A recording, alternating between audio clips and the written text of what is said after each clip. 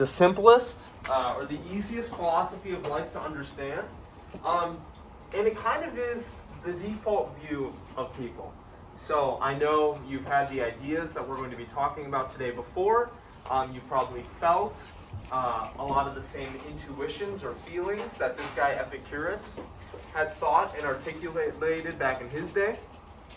So I'm going to go through kind of presenting what I think to you are the main tenets of this philosophy of life, which is known as Epicureanism. And today is going to be a little bit more discussion-based.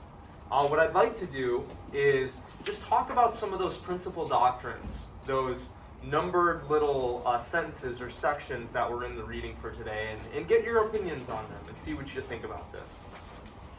Before doing that, however, I want to kind of set the historical context, or talk a little bit about the historical period in which this philosophy of life was developed. So, when we talked about Plato and Plato's Republic, I made a big point about this idea that Athens at the time was engaged in this conflict with Sparta, known as the Peloponnesian War, right? Hopefully you all remember that a little bit. And I said something like, a lot of what Plato was writing about and the things that he was talking about was in response to what he saw, which was the failure of Athenian democracy. Not only to establish a successful society, but also to repel the Spartan invaders. Well, I've alluded to this kind of before when we talked about Stoicism, but after Athens lost the Peloponnesian War, the prevailing philosophy at the time was split into basically three different schools, or three different philosophical movements. So the philosophy of Socrates and Plato ended up kind of splitting into these three main philosophies, known as Stoicism, which we've already talked about through Marcus Aurelius, Skepticism, and Epicureanism, which we're going to be talking about today. It's important to know this because a lot of what Epicurus is going to say is actually going to contradict what Plato has to say. So, on some points, these schools of thought retain some of the main points of Platonic philosophy and of what Socrates had to say, but in a lot of different ways they also disagreed and split from the tradition of which they were a part. So the first thing you need to know about this philosophy of life is that it's a very down-to-earth philosophy of life, Epicureanism. Epicurus, who developed this philosophy primarily, was an empiricist. Does anybody remember way back in the first unit what an empiricist is? We contrasted it with rationalism. What is an empiricist? Isn't that when they believe that we learn things by watching them? Or perceiving things? Exactly, yeah. We gain knowledge of the universe through experience. Knowledge comes from experience. So already, if we're paying attention, if we know this fact about Epicurus, that he's an empiricist, we know that his philosophy isn't going to be this head in the clouds, abstract, philosophical endeavor, but it's going to be a more down-to-earth, kind of earthly-based thing, based in what we see and feel through our bodies. In order to understand Epicureanism, it's also helpful to know that Epicurus, in contrast to Plato, sees pleasure as the highest good, or as the ultimate good.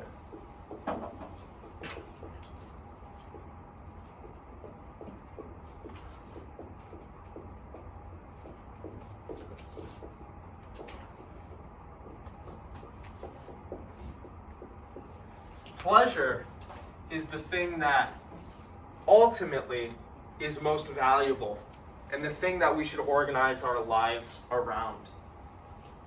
This is in contrast to Aristotle, who thought that virtue was the highest good, right? We should organize our lives around being virtuous people, being moral, excellent people. this also lies in contrast to what Plato has to say is the highest good.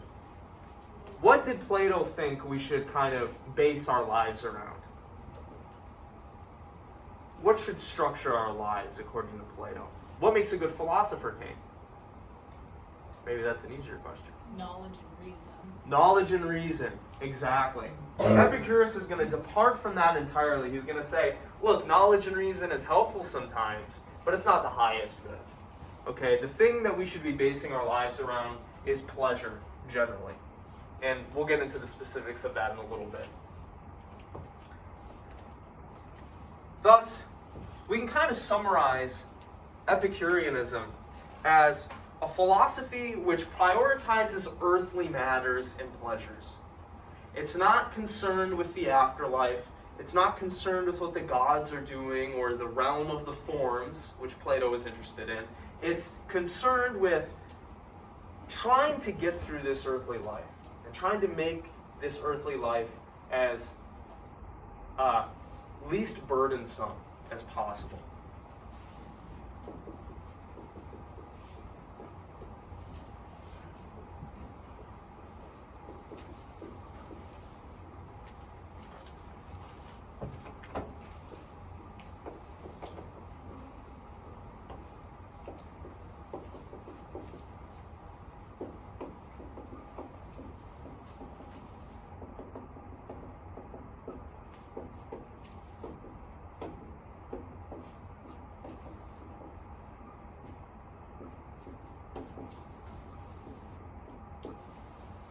In these three ways, we can kind of see how Epicurus' philosophy is very different from Platonic philosophy and from other traditions in ancient Greece. He's an empiricist. He's not a rationalist. He doesn't think knowledge comes from your mind or your reasoning capacities. Plato was more of a rationalist, I think.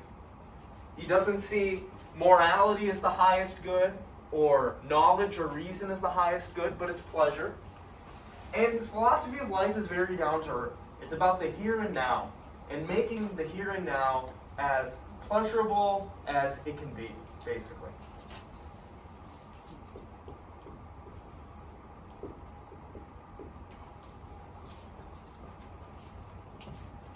But Epicurus doesn't think that we should go around drinking ourselves to death, or having sex all the time, or just lounging around on our soft pillows all day. You can rightly describe his philosophy of life as hedonism, because hedonism says that pleasure is the highest good, but what's very important to understand about Epicurean philosophy is that it's not about overindulgence. It's not about drinking yourself to death again or having wild drugged orgies all the time. It's a more restrained view of a pleasurable life.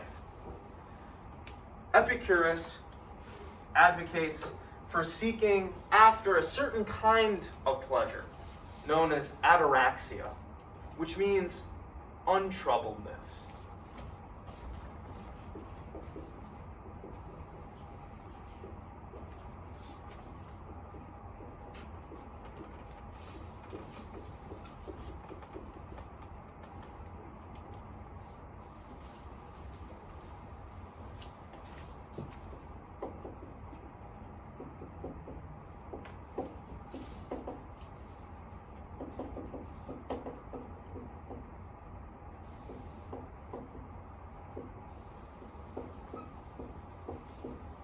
And so he thinks that we should organize our lives around this principle of trying to make them as untroubled as possible, not overindulging in the sensual pleasures of the flesh. There's a time and place for those. There's a time and place for drinking good wine, eating good food, having good sex. But these things should only be sought after insofar as they remove us from the kind of natural anxiety and troubledness that we face in our lives. He wants us to live a pleasurable life that's free from worry and stress. And these pleasures of the flesh are useful insofar as they basically eliminate worry and stress. But they shouldn't be sought after just for themselves.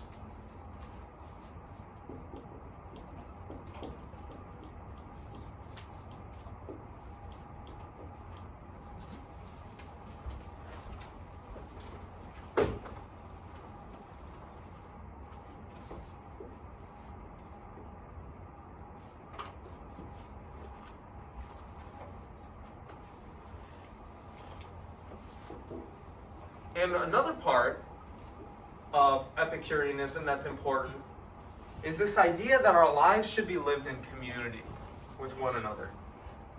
So much of what makes life great, according to Epicurus, and that frees us from the troubledness of life, from the frees and worries of life, is friendship.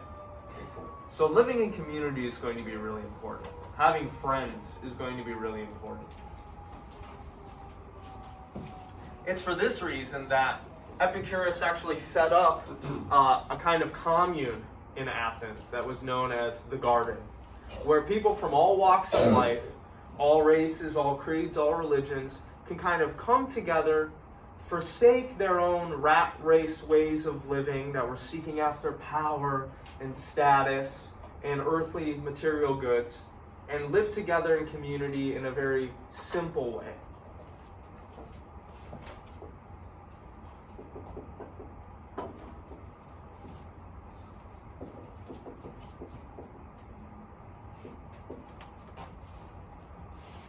If you want to summarize Epicurean philosophy, you would say something like, Epicureanism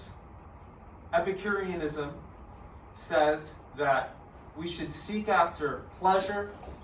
The form that pleasure takes is trying to live lives that are untroubled, that are free from stress and worry, and lives that are content with the simple things in life, with good food, with simple clothes, with good conversation, lives which do not overindulge in pleasures, but which see the pleasures as useful for kind of overcoming and getting past our existential anxieties. So what do you think so far? Does this sound pretty good? Is this kind of the philosophy of life that you're already living? Do you think this is kind of the default of how humans live? They do things for pleasure. They don't overindulge because overindulging makes them feel bad, right? You don't go ham every night drinking rum because you'll have a hangover the next day, right? You drink a moderate amount of rum. You're not having sex all the time. You're having sex sometimes, right? I think this is kind of, in a way, the default for a lot of people. Or at least a life that they wish that they could lead. What do you think? Does this sound good to you? Do you see any problems with it so far?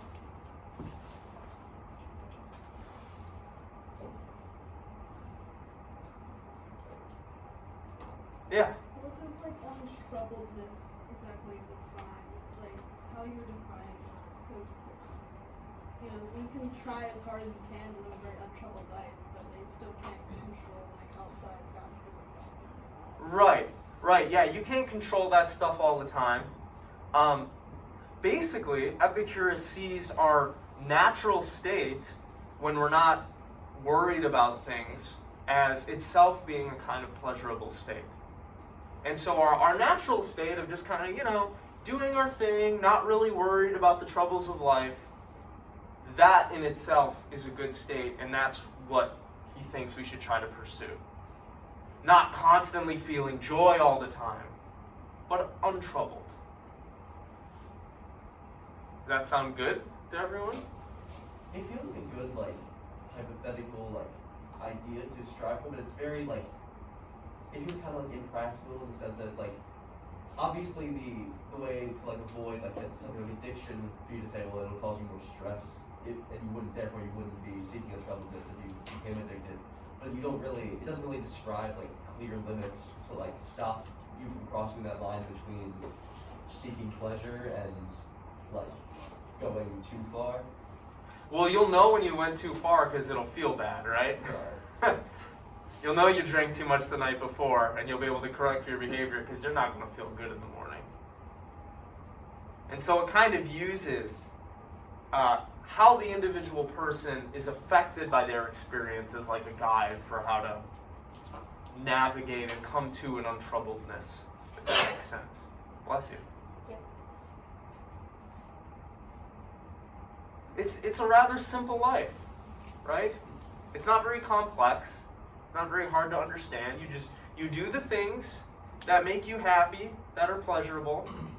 Try not to hurt others if you can help it. Have friends, But just kind of try not to worry about too much stuff, and do this stuff so you're not worrying, and you're not stressing, you're not being anxious.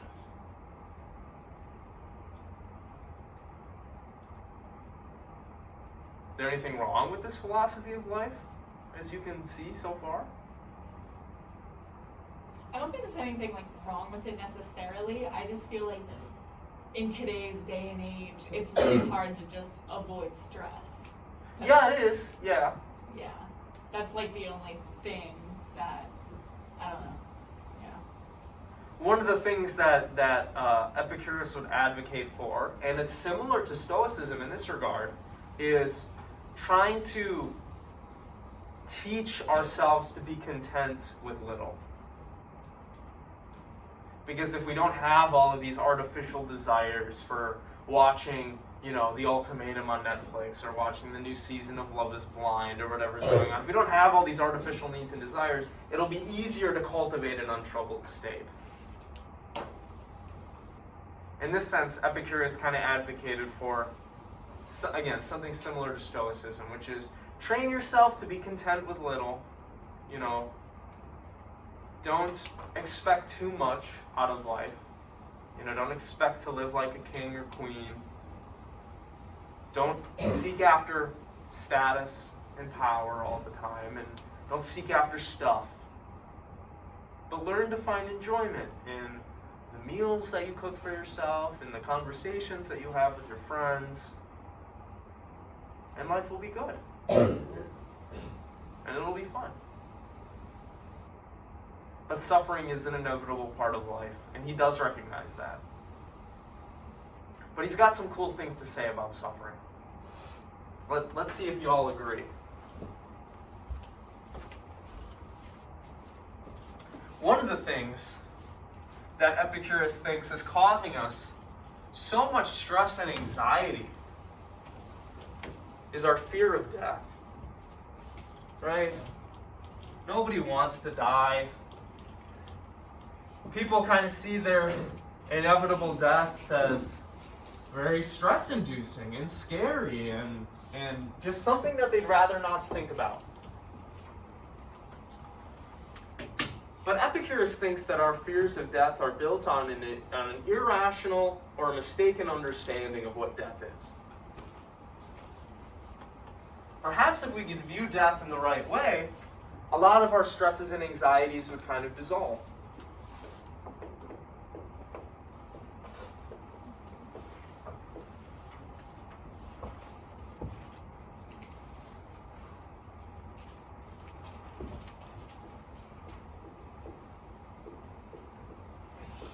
Did anybody catch how Epicurus conceptualizes death in this second passage in the reading?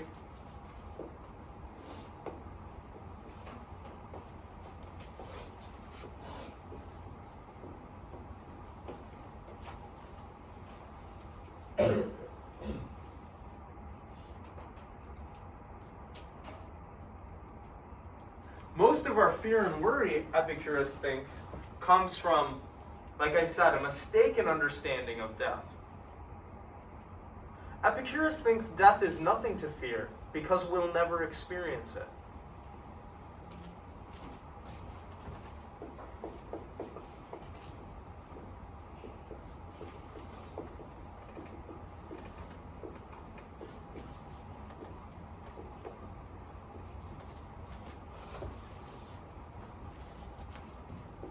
What is death? Well, according to Epicurus, death is the end of our perception and our feeling.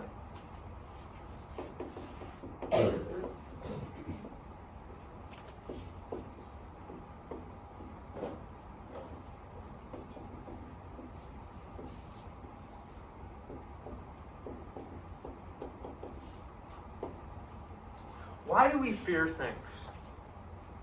Why do we worry about things? Why are we anxious about things? It's because of how they affect us, right? How they make us feel. Right? I fear pain because it makes me feel bad. I fear, maybe my partner breaking up with me because that's going to make me feel bad. It's gonna make me feel sad. It's gonna make me feel angry. It's gonna make me feel all these things. But death isn't ever something that we're going to feel. Death is never something we're ever going to experience. So there's no rational basis for fearing it.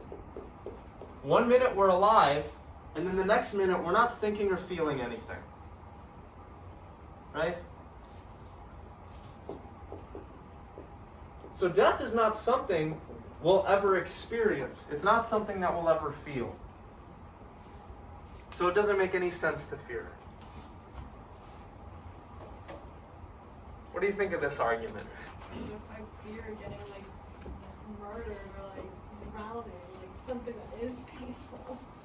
Not the actual death itself, but it's the way I'm scared. Okay. I want to get slowly eaten by an animal. That would suck. Yeah, you fear that stuff. Yeah. Yeah, that would suck. It's not really death itself, but just the way that I die. I'm scared. Are you sure that's what you're actually fearing now? When someone says the word death to you, you start to get scared, right? When I start saying things to you like, how do you want to die? Think about your death. Do you want to be alone? Do you want to be in a bed surrounded by family? Do you want a certain song playing? When we start having conversations about death, all of a sudden we get kind of stressed and anxious and we don't want to think about it. So I believe you when you say you fear dying in those ways. But it's clear that when we talk about death, all of this baggage comes with it, right? But again, we're never going to experience death. So why is all that baggage coming with that concept? I don't know, going off what Delton was saying, I feel like it just depends on how you die. If you die peacefully in your sleep, you're never experiencing death. It just it happens. Although, let's say you have cancer or something, stage 4, it's really painful. You're I don't know, fighting every day of your life. You're in pain every day of your life. And it's a slow, long, painful death. You kind of are experiencing death and yeah, dying, I guess. That's Yeah, what right. I'm Right, you're experiencing dying. That's different from death though, right? Yeah, I guess that's it. I guess, yeah, okay, yeah. So, I don't know, do you buy this? You buy this argument? Who's convinced? Yeah? Yeah, I think that makes sense. I mean, once you're dead, you're not. You're not gonna feel anything. You're not gonna miss being alive. You're not gonna feel like, oh, this coffin's a little cold. No, you're gonna be gone, right? Or, this incinerator's really hot. I wish they wouldn't have cremated me. No, you're gone, right? I've heard that sort of argument before about you should be scared of death because it's you're not feeling anything. But something about that has always been almost more scary to me is the idea that I'll just suddenly stop perceiving anything, which I know obviously it won't be scary once I'm dead because I won't feel anything. But it's the idea of no longer being able to think or perceive at all is somehow more terrifying to me than even some sort of eternal punishment. Interesting. I wonder why that is. You're never going to be able to experience not experiencing, right?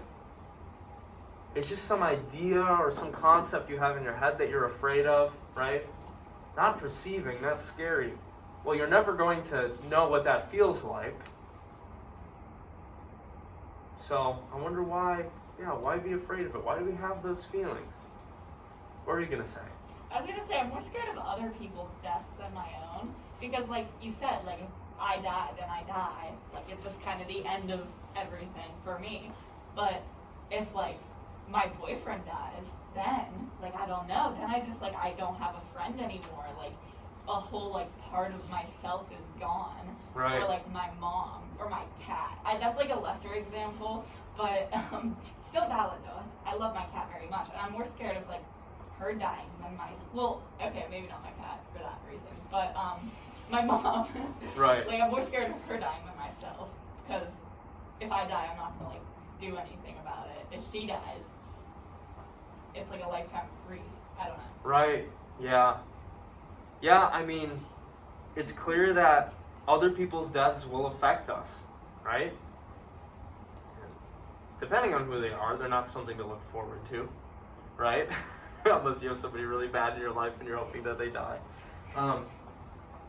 This kind of argument is more so about, your own death. Your own death isn't something you can rationally fear, Epicurus thinks. I think one of the reasons we fear death so much is because of the fact that, like, we feel pain when other people die. And, like, so that example, I think that we're just, like, internalizing the fact that, like, yeah, we're not going to feel anything after we're dead, but, like, other people will. So we're, like, in a way internalizing their pain, and that's bringing us the fear. So it's the pain is the sense I'm getting from a lot of these comments. Like you said, how we die, right? It's the pain that we're afraid of that is often associated with death that we don't want to feel because pain doesn't feel good. Yeah. I feel like another part of it could just be that like fear of the unknown that a lot of people sort of naturally have, where it's like the idea of something you can never fully experience is kind of scary. Yeah. People fear what they don't understand, right? Which is interesting. I'm not sure why that is the case. But yeah, that's a good point too. Well, the good thing about pain and suffering is that they normally don't last long. At least according to Epicurus.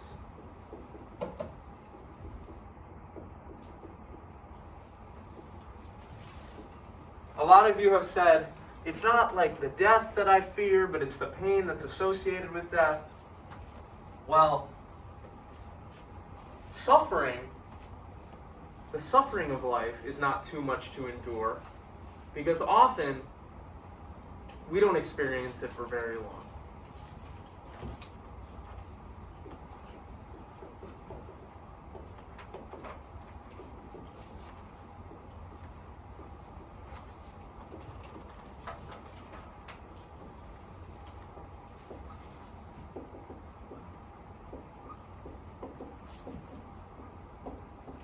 Think about the things that in your life that have made you suffer compared to how long you've been living and how long you're going to live in the future. How long have those moments of suffering lasted? You stub your toe, it sucks for like 3 minutes, right? Your high school girlfriend or boyfriend breaks up with you. It sucks. For a few months. But how many months have you lived? And how many moments of happiness have you had? In contrast to those moments of suffering. Suffering doesn't last long. So we can endure it. What do you think? You disagree with this? Yeah? You want to say anything into it? Yeah, I feel like he doesn't know what other people are going through. And, like, I don't know, I'm sure 341 to 270 BC, there wasn't a whole lot of, like, I don't know, talk about mental health and stuff. But, like, people have depression, which is suffering, and people struggle with that for, like, years and, like, decades. And then like we were talking about death, like I don't know, if your mom dies and then like, you know, you start to get over it, it's like 6-8 months later, like you're starting to like feel better again. Then your dad dies or like someone else, like I don't know, things just constantly come up. And like I said about like cancer, like painful illnesses that people get, those last for a while. And the treatments, I mean, like I said, 341 to 270 BC, it probably doesn't relate much to like today's struggles. But we're faced with new problems, yeah. new forms of suffering, perhaps, right? Yeah, I think it depends on the person, because like some people are gonna have it really good and they're not gonna suffer very long, but other people are just gonna be dealt a bad hand and they're gonna have like I don't know, crippling anxiety their whole life or like really bad depression and they're gonna be suffering longer than they're not. Yeah, it's just too general. It's important that we get a handle on what this means, right? What does it mean to suffer? When you have depression or you have anxiety, are you suffering the entire duration of your diagnosis? Are you feeling pain? It's obviously affecting how you think and see things and act in the world, right? But even in my moments of depression, it wasn't something that I was consciously aware of that was like, you know, making me feel suffering. I suppose if we say suffering is this general thing of, you know, you're not as good as you would have been, you know, but then that applies to like everything in life. Then everything in life makes you suffer, right? So, how often do those things impinge upon your conscious awareness? How often are you aware of your suffering? And isn't that what matters? I agree with him here, but not really that like the suffering doesn't last too long. But more is like you cannot like have suffering without pleasure. So having both of them, like since they play hand in hand, you know what the other feels like. Like yeah, I'm depressed. Shit sucks. But that like when I have like a really good day or week with my friends, like I know that like yeah, I'm probably gonna go back to sitting in my bed and like locking myself away for another week. But like this was the good part and it made it so much better. At least from like the way I have to look at it. Is like now I'm enjoying this. I'm not gonna take it for granted because I know what the other side feels like. Right, yeah. I don't think he would disagree with you necessarily. That happiness is in a sense dependent on suffering. But I think what he's trying to say here is, look, people are worried about suffering, they talk all the time about suffering, but it's not as bad as you think. Or at least it doesn't have to be that bad. I don't know. What do y'all think? Is he being too general here?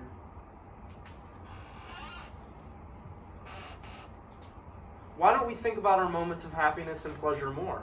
Why do we ruminate all the time on our sufferings? I mean, like, I don't think it's possible to go through life without suffering. And obviously, like, pleasure and suffering go, like, hand in hand. Like, you're gonna have both. And some people may have more than one.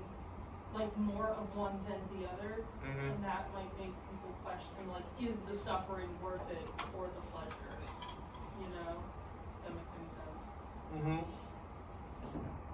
Yeah, that's a good point.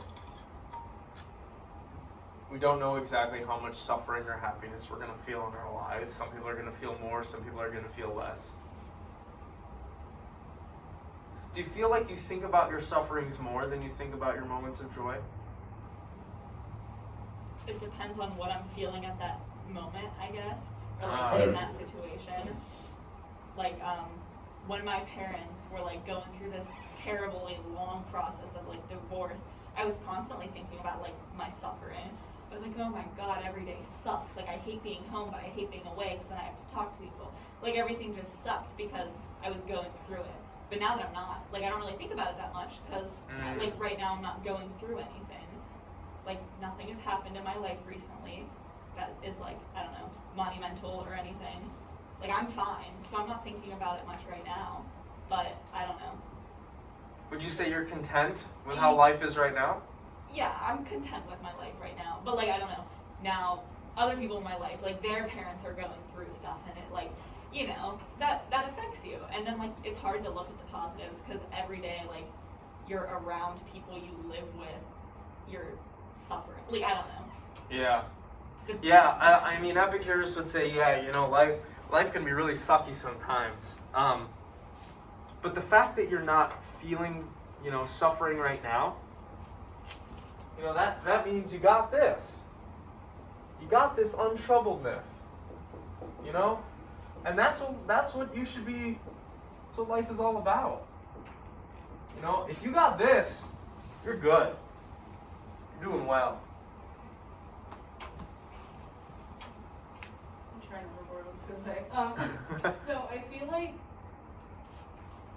the reason that like we dwell on suffering is like it's, I wouldn't say it's a learning experience, but I feel like in your brain you kind of go through like, how could I either avoided it or like make it not happen, and also you kind of think like, how can I counteract the suffering? How can I like make myself feel better? Sometimes there are like pleasures that can distract from the suffering. Like I feel like it's a heavier weight, I guess. Yeah, I get that. Well, what do you think about this? Pleasure is the ultimate good, but the pleasurable life, according to Epicurus, isn't just one where you're drinking and smoking and partying all day. You know what also brings us pleasure? Being wise and just. And these things also distract from our sufferings.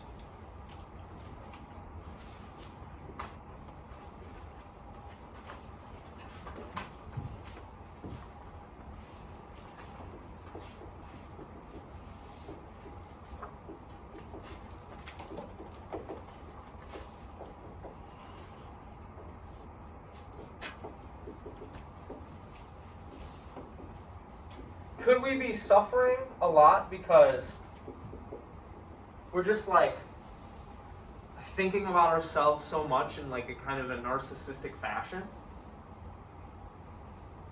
Would we ruminate on our sufferings less if we were trying to help others? If we were trying to be good? Maybe that's something that we can do to combat the suffering of life. Is we can serve other people. What do you think about that? Would that help? Maybe? Like doing stuff out there in the world would distract you from what's going on in your head, right? I'm gonna think if everyone lived like that, then it would kind of just be a full circle, because if you're doing stuff to make others happy and then others are doing stuff to make you happy, it would just be a constant circle of treating everybody the way they want to be treated. But I don't think that's possible because there are people in the world with genuinely not good intent and wouldn't want to participate in this. And in order for this to work, it would have to be a worldwide thing. Yeah. Yeah, not everybody, does nice things for others. That's true. Not everybody wants to help others or be just and good, right? Do y'all get pleasure from doing those things, though? Do y'all get pleasure from doing a nice thing for your loved ones or even just a stranger? Maybe we should lean into doing that more if that makes us feel good. Maybe that'll help us combat all these sufferings, right, that we have to go through. Maybe we're holed up inside ourselves too much. I myself am a firm believer in distracting myself from my sufferings. But, I don't know, eventually it catches up to you. I don't know, at least in my experience. The more I ignore something and, do something to occupy myself away from, my inner thoughts, the harder it hits when I actually, am left alone with myself. That's interesting. I think for some things that's probably true. Is that true for everything in your life, though? I don't know. It's hard to think about everything in my life like on the spot like that. So. Yeah, that's fair. That's fair. So, does he argue more for? Is he arguing more for just like direct, like quick pleasures, or is it like if you had to go through like an unpleasant situation so that like you could like long term have a more pleasurable life, would that still fall under this philosophy? Yeah, I think so. Because again, he's not saying, you should be drinking wine all day. You should be having sex all day. You should be doing ecstasy all day. He doesn't say that. He says, pleasure is the highest good. We're going to suffer in life. Sometimes we need to go through some suffering to get where we want to be. But yeah, I think he would say, looking at people nowadays, look, y'all don't know how to live simple lives and be content with simple lives. It's going to be a little rough, but once you get there, your life is going to be better. And he'd probably say, you got to get there.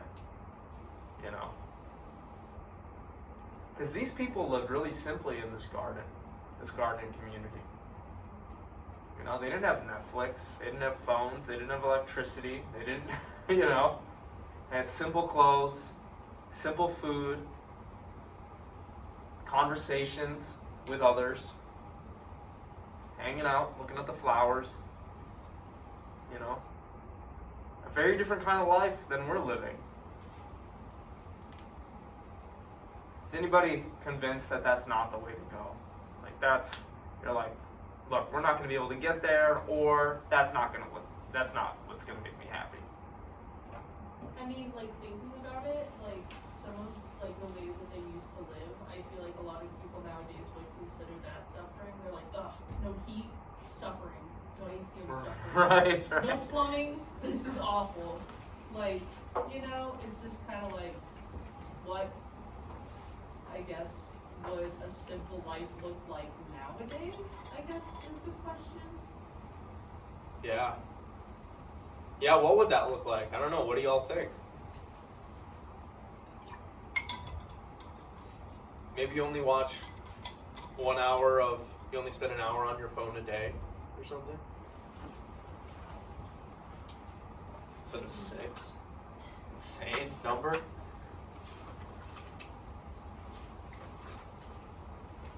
Yeah. We've sort of talked about this before, like how it would be almost unattainable to live like a simple life in our society. Just Like this simple, right? Yeah. Or like even just like, I don't know, living off the grid and like in your own little cottage and garden in. Like even just that would be really hard because like how are you going to pay for anything? Like then you have to get a job, and then to like get a job you have to conform to society because you're not going to get hired if you're some like weird hippie who doesn't believe in showering or something. Like I don't know, you're walking around without, shoes and a shirt on, right? Yeah, you're you're probably not going to get a good job or any job. Yeah. But Yeah. like I don't know. It's so hard to imagine our society going backwards because we're always moving forwards. Like there's a new iPhone every like other week, There's like 13 of them or something now. There's so many. Yeah. Like I can't imagine us like degressing. Is that regressing? Regressing, yeah. I know what you mean. Yeah. Does anybody else think this is a fool's errand? Trying to live like this? I don't necessarily think it's like a fool's errand. I do think it's going to be really hard, and we're not going to get to the point that he wants us to be at. But like, since we're so like, advanced and like I got an Apple Watch, I got a phone on my wrist. That's not necessary. Like I bought it, and then the next day I was like, why did I do this? That's stupid.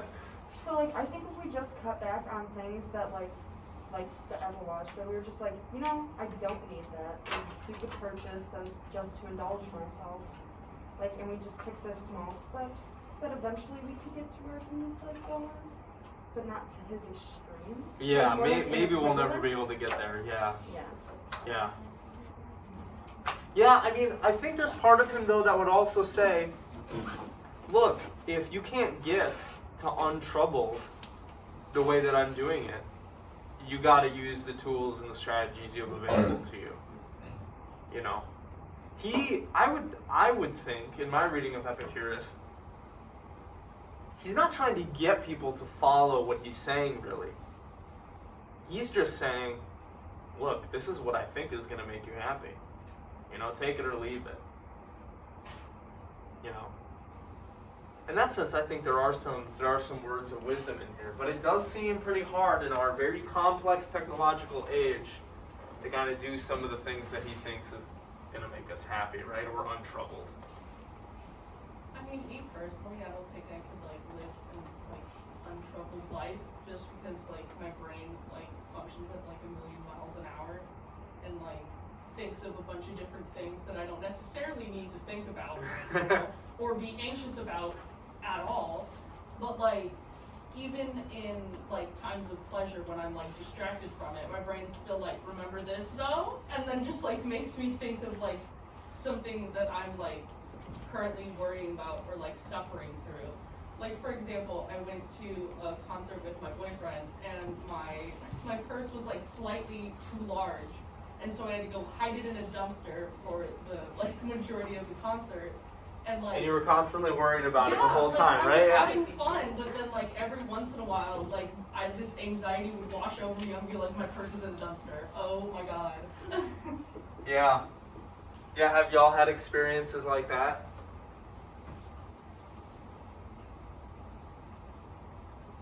Yeah.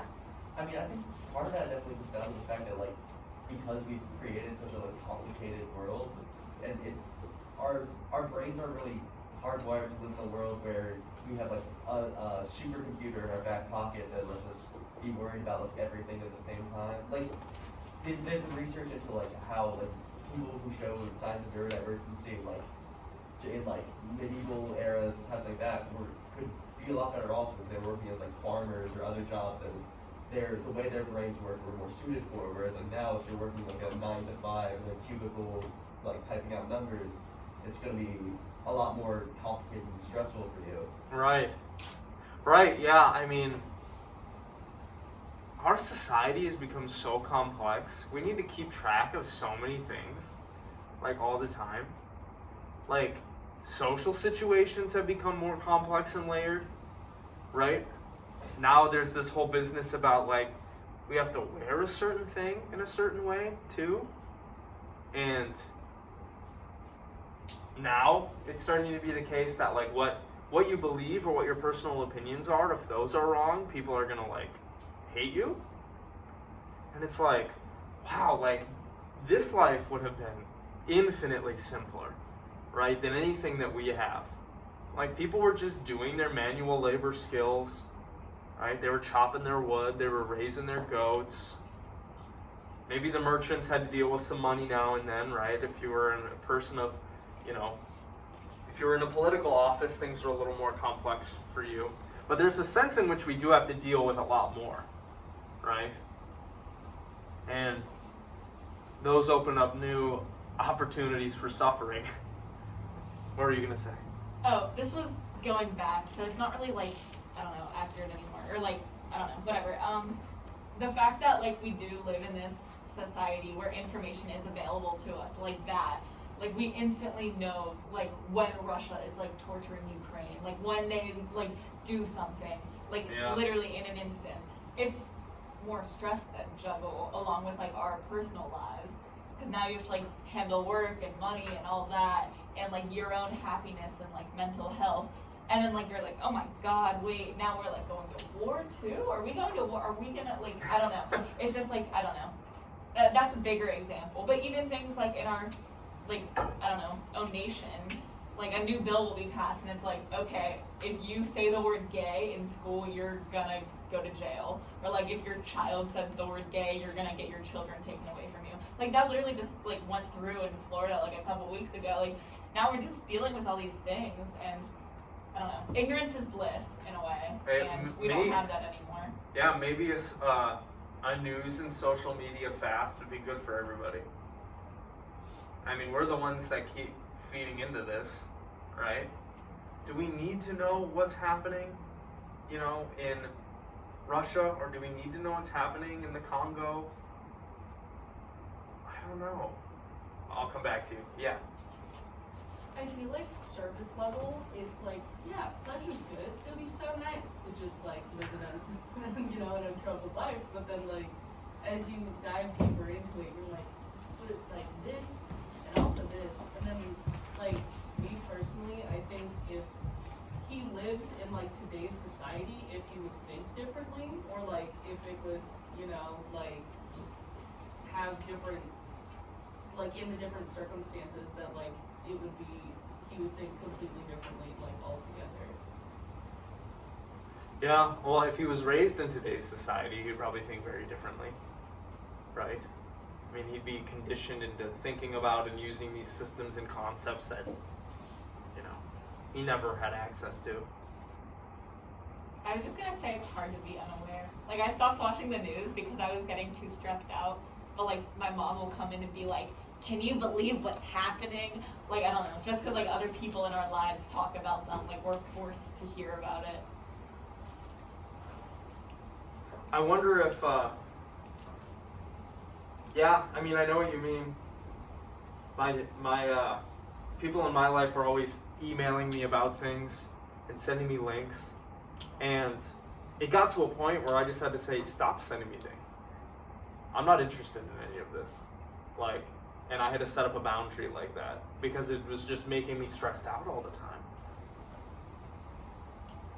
I don't know if we need to know everything that's going on in the world. Perhaps you do, but I wonder if that's good for you.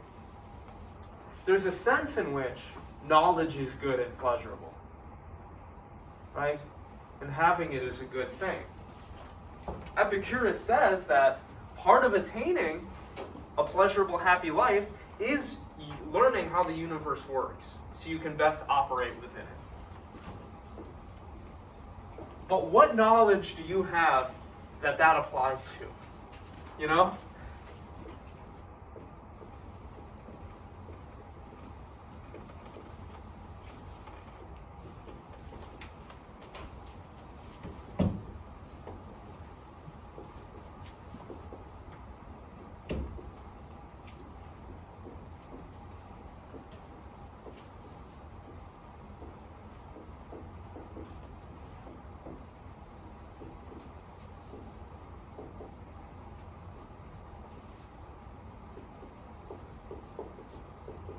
Obviously, we need to know how things work, so we need to know how things work so we don't hurt ourselves, right? We need to know how cars work so we don't kill ourselves when we drive them, right? We need to know how traffic laws work so we don't randomly walk out into a road and die, right? We need to know, to a certain degree, which animals carry which diseases so we know whether or not we can approach them and pick them up, right? But how much do you know? What percentage of your knowledge actually helps you better operate within your life, live a better life? I can tell you any number of facts about Lord of the Rings, or Star Wars, or video game franchises, or some anime, but what's the point of that? Why do I need to know that? Does that help me in any way? Is that taking up space in my head that I could, for knowledge that would actually be helpful and useful and make me happy? Does having that knowledge make you happy? Like, did it make you happy to watch Star Wars and Lord of the Rings? Sometimes, yeah. Well, then, yeah. like, I don't know. If you gotta enjoy your life too. That's true. That's true, But I wonder if a lot of the news stuff, a lot of the political stuff, is that stuff that is like this? Or are we just like in the habit of feeding ourselves these things and then they make us stressed and anxious, But I also feel like if we don't know certain things that are going on, like, I don't know, I just feel like we should know some things that are happening in the world just so that way there's, like, attention being brought to it, because, like, some stuff is, like, messed up and it needs to not be happening. But there are some things that, I guess, are just like, okay, well, we don't really need to know that. Like, I just feel like it depends on the situation. Like, some things are good to know, and some things are just like good. Yeah. Yeah, that's fair. We want to know what's going on in the world so we can try to make it a better place. But then the question is, if you do know that stuff, what are you doing? Like, are you actually using it to make the world a better place, or are you just, like, telling other people to make the world a better place? I feel like a big issue with like why a lot of people, especially nowadays, feel that more is that we figured out how to like let ourselves be educated on issues across the world, but we haven't figured out how to really affect change. Like, if it's something I can individually like vote for or protest against, like in my area, that's one thing. But like, I can, as much as I can like watch and care about like what's happening in Ukraine or something that's happening in across the world or some atrocity, there's at least so much I can individually do. And I feel like a lot of people get so stressed because they want to know about it and they want to think that educating themselves will do good, but they don't know how to actually like cause real change with the issue. Yeah. I mean, maybe you could think about it like this. What would be a more effective strategy for making the world a better place? Knowing about international affairs, or changing the way your local community thinks by engaging in local politics? Getting on a council board, changing the policy for a local school or a local county.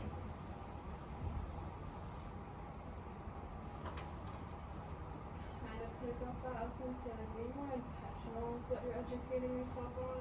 Ooh, Like, I didn't know that's a what big one. happened at the Oscars until like I kept hearing something happened.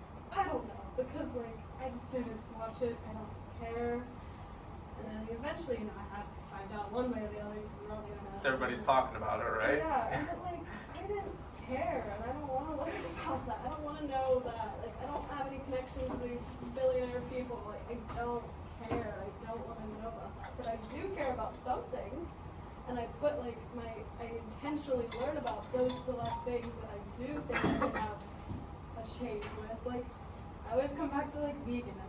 Like I learned about it intentionally. Literally wrote an essay like in 6th grade about it, like the meat industry, and I intentionally learned it, and I intentionally put that like in my life and actually like acted out that way. But like, I'm not gonna be able to be like this perfect person that like has every single issue like and I'm gonna tackle every single issue. I can't tackle every single issue, but I can tackle some things and educate people on some things. And I think just being more like intentional with what information you're bringing in, because like it's so overwhelming when you there's something happens every single day, like all over the world. There's just horrible shit happening, and if you keep like ingesting it, you're not gonna be able to do all these things. So maybe just like focus in on like one small thing that like you really feel like you can do, have an impact on. I guess that's my way of looking at it. I think that's a pretty good piece of advice. Yeah, I mean, you're not going to be able to fix everything. Definitely not by yourself, right? But yeah, maybe change would be more possible if, people became experts in the one thing, that valued most to them. I still think it's a good question to ask yourself.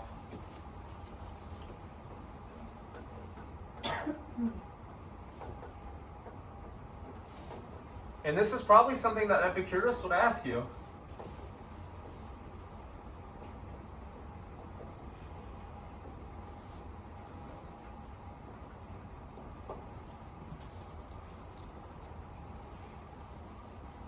You don't need to know everything, he would say. Alright? You don't need to know, things that you can't affect change in. So, maybe being more intentional about your information consumption might be a beneficial thing.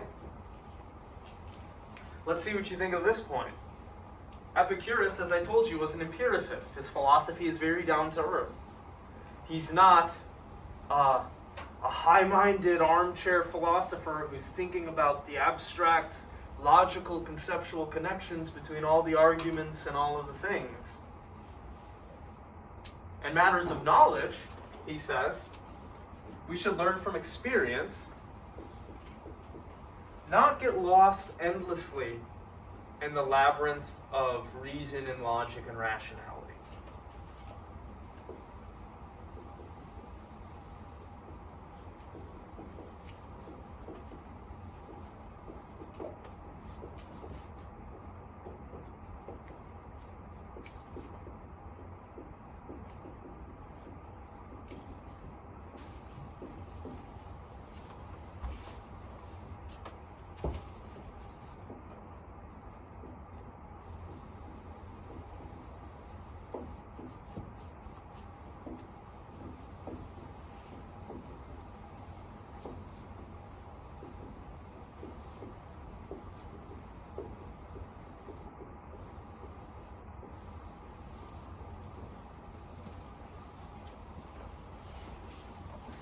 our minds are a very powerful thing.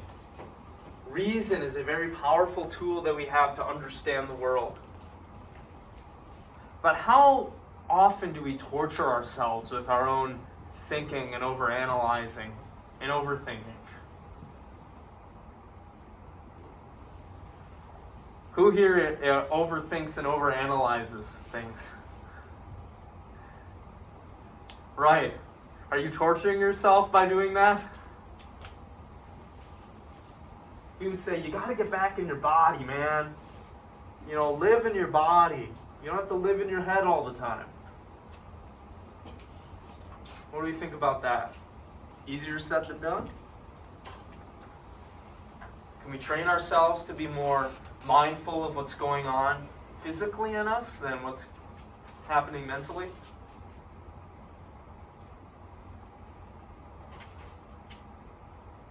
What do you think? Yeah. What do you mean physically within us? Like paying attention to your body more. Like how our body feels? How your body feels, what makes your body feel good. You know, working with your body, you know, rather than, you know, doing everything with this and putting all your priorities on what's happening with this and thinking about this all the time and what's going on. Do you have a comment about that? Yeah, I don't know.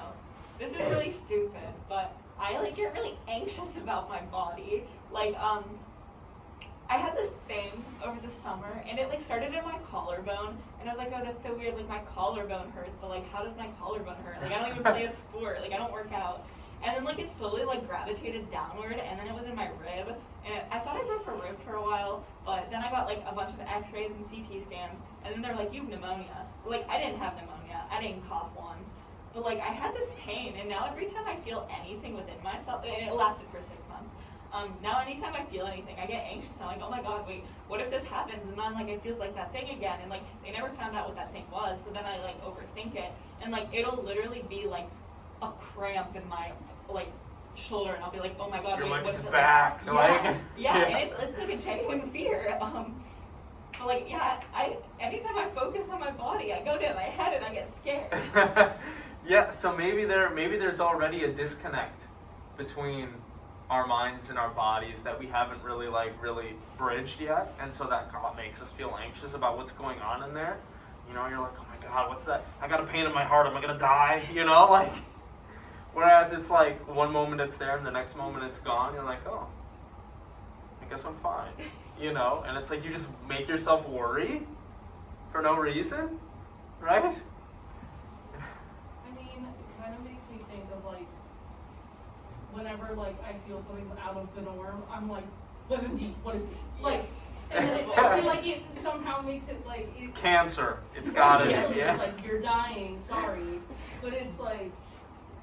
I don't know, being in like connection with your body may also cause more stress and anxiety, you know, and also like, me personally, like, I think that like, we, like, I don't know, it's stupid, but like, we are our brains, and like, your body is essentially just like a meat sack that you use to like get from place to place, you know, like. Yeah, no, I know what you mean. I have two comments though. So the first comment is, when you feel something in your body, and then you're like, what's that? Is that wrong? That's your head, right? That's your mind that's telling you that.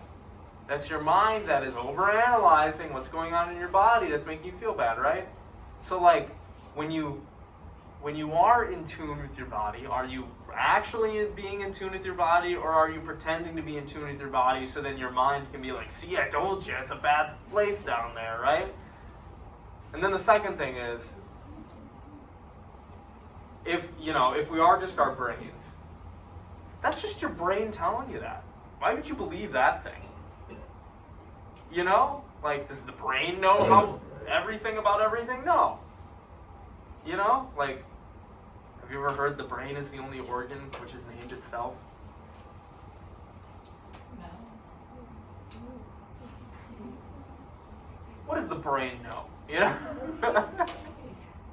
It like also makes me think about like sensation. So like when you feel sensation, it is like your nerves sending a signal to your brain telling you, ow, that's hot, or whatever. But then like the only way to figure out that like if a feeling that you have is like something wrong with you, because like your body essentially is like a black box. You can't see inside of it. Yeah. You don't know what's like going on in there. You have to like go somewhere where they can see what's going on in there. And then like sometimes they don't even know. You know? Yeah, that's true. Yeah, again, a failure of the brain to I don't mean to diss the brain. The brain's pretty cool. But you know, a lot of these sensations, a lot of these pains, they just go away, right? But like we worry so much about it. We're like, oh no, there it is, the blood clot in my heart again. Like, you know, I'm done. This is it.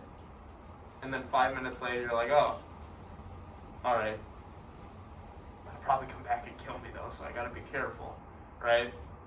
Like, I used to be like, I like to pretend that I knew what was going on with my body and stuff. And so like, I tried not to give any really thought to it. I didn't want to stress about it. Like, there was no reason for it. And then at 17, I got blood work done, and I was like, oh, no big deal. And they were like, you have cancer. And I was like, hey, excuse me? Wait a minute. And like, I didn't end up having it.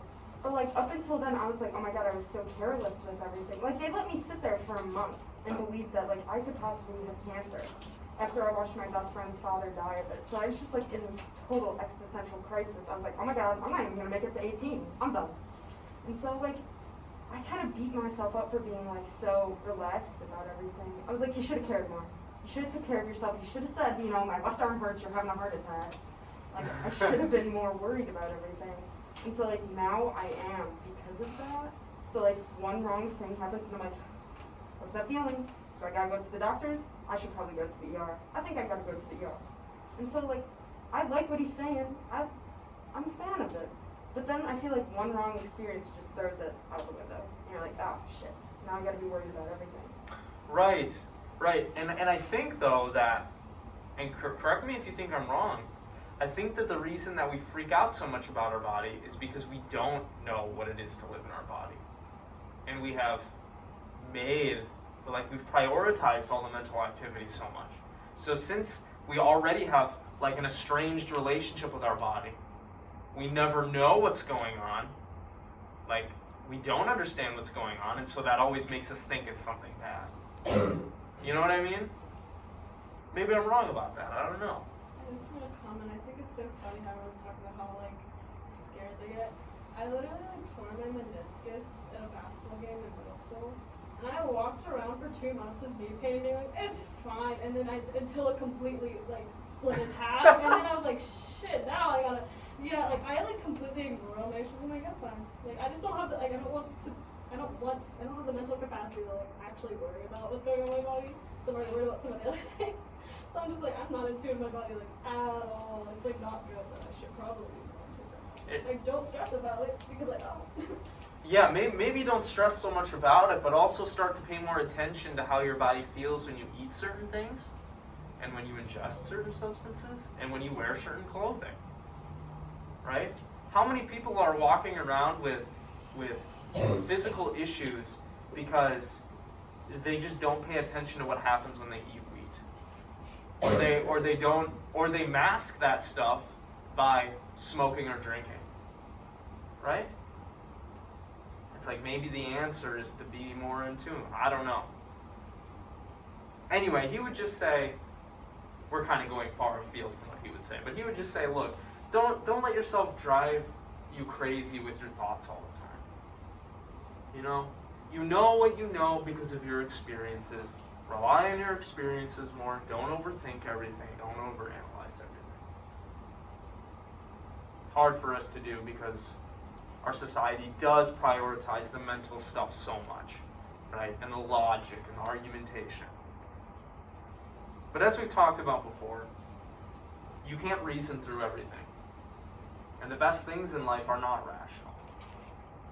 Or they have no rational justification. So, there's a time and place for thinky stuff and body stuff, I think. Did you have one more comment? How do you become in tune with your body? It doesn't really matter though. I'm working on that still. Yeah. I have lived my life up here so much. I'm only starting now to pay more attention to what's happening and how stuff makes me feel. I don't have an answer to that though. Maybe WebMD does. No, that'll probably tell you of cancer.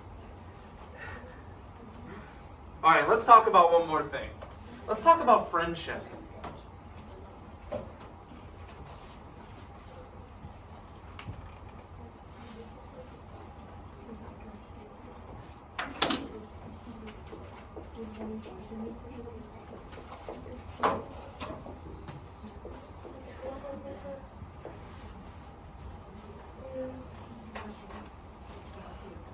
What do y'all think about friendship?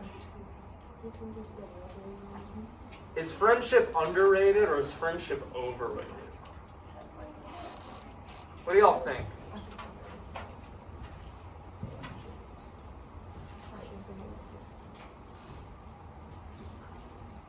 Yeah. I feel like we focus on a lot of like skin deep, superficial friends, but we don't really value like strong, like interpersonal friendships. Like as much, at least not as much as we value like having a deep, like interpersonal, like, romantic relationship with somebody. So, are you saying something like, socially we've been kind of conditioned to cultivate acquaintanceships and not friendships? And you think that's bad? Yeah, I feel like we miss out on a lot more like deeper connections with the people we call our friends when we just focus on having a lot of people we kind of know. Like, you know, having over 1,000 friends on Facebook. Are they really your friend? You know, how many of them do you actually talk to? Epicurus thinks that a happy, pleasurable life requires friendship. You're not going to be able to live a pleasurable life unless you have friendship. Humans are social animals. We need to engage socially with others, and it's good for us, and it makes us feel good.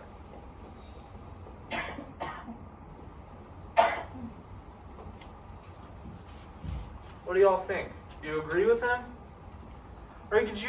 Or are you kind of like, I don't give a fuck about people. I'd rather just, you know, be in my apartment watching Supernatural. You know, I don't know. I don't know, I feel like typically I'm like, I have no friends and I don't care. Whereas like I used to have a lot of friends, although I think the only reason I'm okay with like not having like many friends is because I have like one good friend. Like I don't know, it's my boyfriend, so I don't really think of him like as a friend because then it's like mean. But yeah, like since I have that like one good friendship, I don't really care, and I don't know. Yeah. Like you find your happiness for social stuff in that relationship. Yeah, and like my mom will always diss me and be like, oh, like, you don't have any friends, and it's probably pretty unhealthy because she has hundreds of friends. But like I don't care to go out. Oh and, yeah, like, she sounds like someone everybody wants to be a friend with. Sorry. She like goes out all the time with her friends, and I never do. But like I'll like hang out with my boyfriend, and like we'll just like talk for like 3 hours, and I'll have a good time. Like I don't know. Yeah.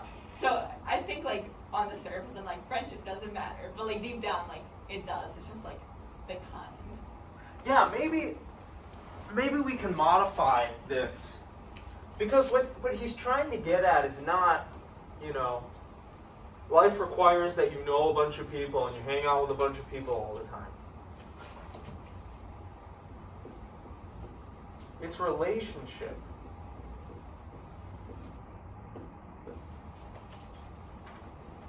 And maybe you find what you need socially in one person. You know, I think it's going to vary from person to person.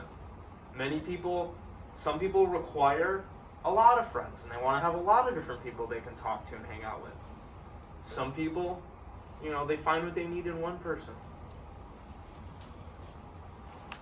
It makes me think of like what is, I guess, his definition of friendship. Because like me personally, like I in the past have like had friends where like they would contribute to my suffering because they were not good friends. But like, Right. you know, and like within like the last couple years, I realized I'm like, that's not a friendship. That's not something that is benefiting me. I need to let that go. And so like I, you know, lost and then like simultaneously gained friendships from like these interactions. But like, I don't know. I want to know what like I guess his definition of friendship is. Yeah, I mean, he would say a friend is someone that you have a relationship with that supports you, you know, that wants the best for you, that respects your interests and desires. That's probably what he would say. And I think in our day and age, it's easy for us to think that the relationships that we have with others that aren't so beneficial, we still call them friendships, right? I don't know, how would y'all define a friendship? I mean, I would define friendship like the same way that you just defined it. But like, I know some people, they like have friends and they'll be very friendly to each other as a person, but then when they're talking to other people, they just talk shit about each other. Where it's Yeah. like, that is not beneficial. Obviously, there's an issue here where you should just like, I feel like good friends would talk to each other about the problems and like work them out and fix them. Yeah. Where like, obviously there are a lot of like toxic friendships where like, I don't know, they're still in the friendship for like maybe some type of benefit or just like the fear of not having friends. Right. maybe. Right, yeah, they don't want to be alone, but, you know, they're afraid to confront their friend about their behavior. Yeah. I feel like there's definitely like an issue of like people feeling like an obligation to keep friendships up because like they don't want to like be mean to the person, despite the fact that maybe they've sort of both grown apart or just like grown as people in different ways. Right. Whereas they might not like dislike each other, and that's why they stay friends. But they might not be the type of people who would normally remain close friends. And so despite like not being good for each other, or just like even not really enjoying each other's company as much, they stay in there because they don't want to go through the issue of like bringing it up and actually ending the friendship. And Yeah. so it sort of remains. Yeah, because that can be uncomfortable, right? So it remains a sort of like skin deep issue, or a skin deep friendship as you sort of like push away from it. Right. Yeah, I mean, I've had several things that I called friendships with people. None of them have lasted. Besides the friendships that I have with my cousins, who I am very comfortable with and who I was raised with, and we do talk a lot. But all my friendships from grade school, from high school, from college, I don't talk to any of them anymore. And maybe that says something about the nature of the relationship, you know? I deleted their numbers because they never contacted me, you know? I was always the one to reach out, and it was never reciprocal, and so I decided, well, I don't need to put my energy into this anymore, you know? I can kind of let it die. What were you gonna say? I like to think like back to like all the Disney and like Nickelodeon sitcoms I grew up watching. How like there's always like the best friend duo that does everything together, like Yeah. constantly like, and I'm like that is just so not realistic for me. Honestly, my bestest, closest friends, I could go months without talking to them because I'm horrible at like contacting over the phone. Like you give me a phone call, I'll talk to you, but like responding to texts, like Instagram DMs, like I'm gonna see it a week later and then feel too awkward to respond. So like, but like yeah, my like childhood best friend who I've known my entire life, we are completely different human beings. Like you wouldn't even think we could possibly be friends, but yet we really are. And like we literally won't see each other for months, and then I go see her again, and nothing has changed. Like I don't. Right. I'm like, she just knows me like inside and out, and like I cherish that so much. Even though she'll tell me like these stories what she's doing, and I'm like, you're literally like, it's just we're living completely different lives, like completely different lives. But I don't know. For me, like friendship is just that, having that connection with someone where like, you know, if I needed to call her and that was a bad situation, she would be there. Where like half the people that like, you know, follow me on Instagram are like, they're not gonna do that. Like like, they're not my friends, I don't care about them. So, I don't know, I think it's, yeah, just like that supportive figure in your life, no matter who that is. And like, but For some people, constant communication is not a necessary component for a good friendship. My best friends, my cousins, we can go months without talking too. But then when we do talk and when we do hang out, there is not a rift between us. You know, there's some sort of mutual understanding that sometimes life gets busy. You know, things slip your mind, whatever. But it's not awkward. You know, it's not. There isn't a sense that you have to put on a show for the other person, maybe. Maybe that indicates if it's a good friendship. So if you feel like you can be yourself. I'm not sure. My best friend, we've known each other for like 17 years now, I think, and like we've lived like 2 houses down from each other for like shortly like after those 17 years, like a very long time. And she lives like back in Arizona, and now I live out here, and so I only see her like a couple times a year. And like, yeah, like she'll send me Snapchat streaks, but like that's not really talking, you know? And like, I don't know, I feel like at that point it's more of like, she feels like family now, less of like a friend, because like she feels more like a sibling to me at this point. Where like the point of like, you could go a long time without seeing each other, but then when you see each other, like nothing's changed. Yeah. And also kind of that relationship that like, I feel like if I hugged her, it would be weird. like that's kind of like our friendship where it's like. For some people, it's like that, you know. Because like I have some friends where I'm like, oh my god, hi, and we like hug each other, or like sometimes like I have friends that like I'll cuddle with, like it's just funny like that. But I'm like, we look at each other and like it's like I'm not hugging you, I'm not touching you. Let me know what y'all think about this. This is something that Epicurus mentions in this piece, and it's exhibited by the community that he decided to set up. He said that we should work to develop and live in a community with our friends.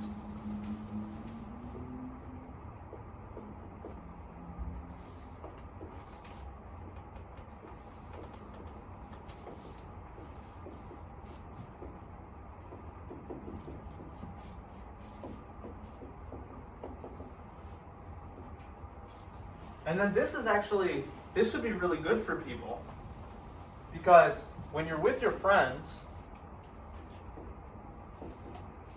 you get to discuss things with them.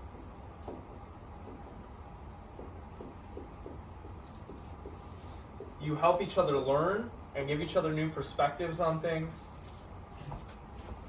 And having experiences with the people you care about seem to be more pleasurable than having experiences alone a lot of times. Sharing and experiences produce strong memories and fun and happy times.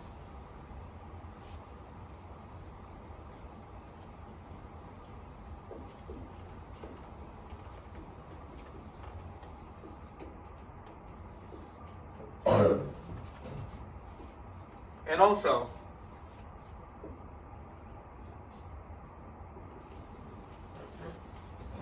communities are good for helping us achieve our goals, for holding us accountable to our obligations, and they provide a certain physical and psychological security.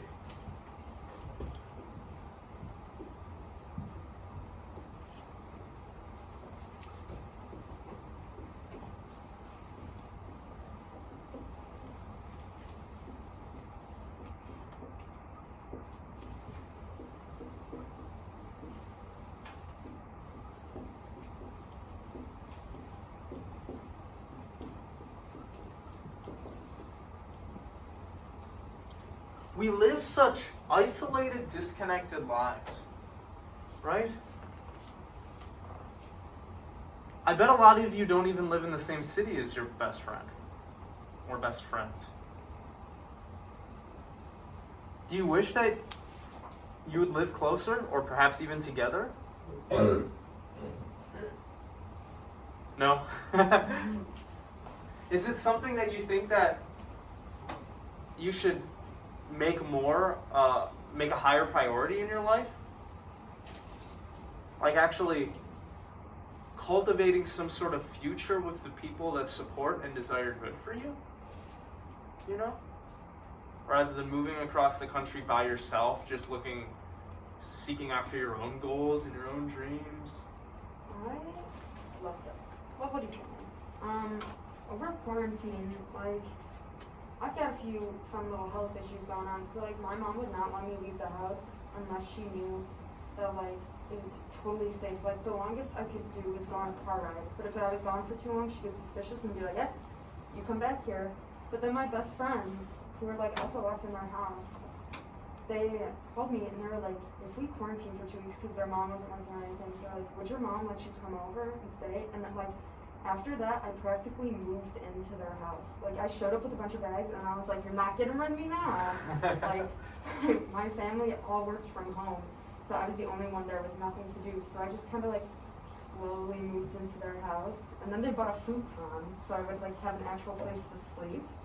And so, like, living with them over quarantine was probably, like, the best. Like, it was over a month of my life, and I was just, like, having a great time. And, like, even when we were doing, like, even when there was some, like, remote learning, like, it was easier because, like, we could help each other. So, like, talking and learning together was also a lot easier. Like, at my own high school, I had no friends. But, like, at the school that they went to, that's, like, we went to 2 separate schools. So when I was, like, being able to learn remotely with them, I felt like it was easier because I could talk to them. Meanwhile, like, at my actual school, like, I wasn't going to go up to somebody and be like, hey, I don't know how to do this math, because I was like, I want to talk to you. But, like, with them, it was just, like, better, both, like, and physically, too. Like, we would go outside and we would play like we were children. Like, we're teenage girls, yet we're outside playing in the mud, playing kickball. And we were just, I feel like he's got it all right. Like, we were just physically and psychologically better together. Yeah, do you all agree? I feel like it depends on the person, because, like, I felt like they were really good friends at the time, like my freshman year, and so sophomore year, we all decided that we should live in a dorm together, and then one of my friends turned into, like, she was acting like she was my mother, like, she was telling me what I could do, what I couldn't do, like, all of this stuff, and I was like, I don't know that I want to be friends with you anymore, because you're not my mom, and you're acting like it, and it's weird. So I feel like I guess it kind of, like, proves to you who people are, and, like, I guess, like, living with them shows you their true colors, so to speak. Yeah.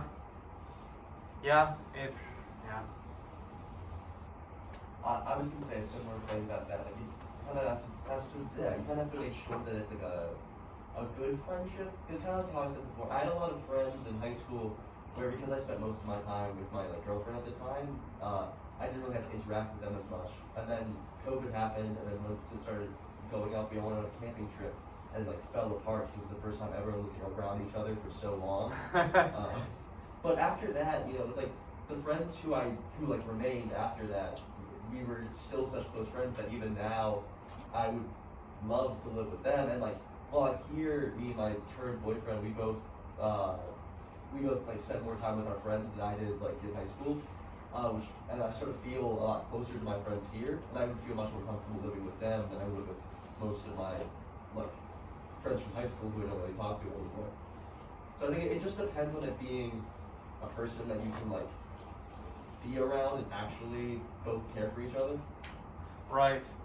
Do you feel like your life would be better if you and your good friend or good friends could all live in, like, the same house or the same apartment? I'm scared I would be like that friend. Like, not like I would tell them what they can and can't do, but I, like, get a little bit, like, Nazi-ish with, like, the way people clean things. And I don't know. I live with my mom and my sister now, and neither of them, like, have ever swept the floor, which I don't really understand. Because, like, if there's stuff on the floor, why wouldn't you sweep it? And it makes me really upset when they, like, leave dishes in the sink. And, like, what if my friend did that and, like, I had these feelings? Like, Yeah. I don't want to confront them, so I would just do it. But I feel like I would be passive aggressive. Like, I don't know. I'd be scared of being too much of a bitch to live with someone, just like over stupid things. Friends are good friends. Well, I mean, I can confront a good friend. I just personally do not like confrontation, so I'll hide my feelings. I get it. I'm a very agreeable person. I do not like conflict Exactly, either. yeah. Yeah. And if I have to do extra dishes to avoid conflict, I will. It's just like, then I'm gonna be upset and be like, you made eggs, I didn't make eggs, and here I am cleaning a pan. Like, I don't know.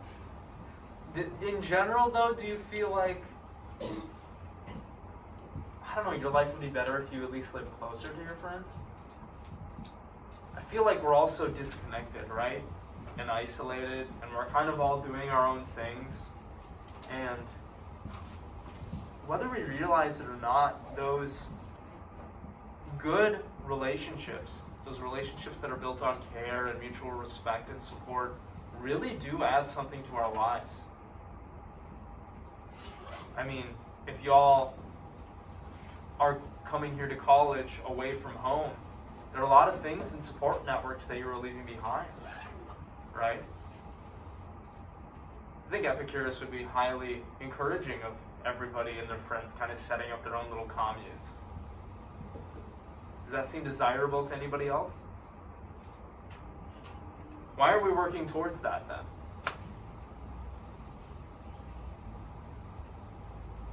I don't know, maybe float this idea by your friends, you know. Be like, hey, where are you going to be in 5 years? We should end up in the same city. Maybe, you know, you want to live together? Let's make this happen. I was gonna say, because our career paths are now so different, it's gonna be hard. Like, if you have a good job in this city and I can't find a good job in the city, it's not gonna be realistic. So, Yeah. because the society we're already living in is constraining us so much already, so like, unfortunately, I don't think it's the most realistic. It will work out for some people, for sure, you know, but not everyone. Like, I know I have very different ideas of what I'll do in my life than a lot of people have. Sure. It's just not realistic. Yeah.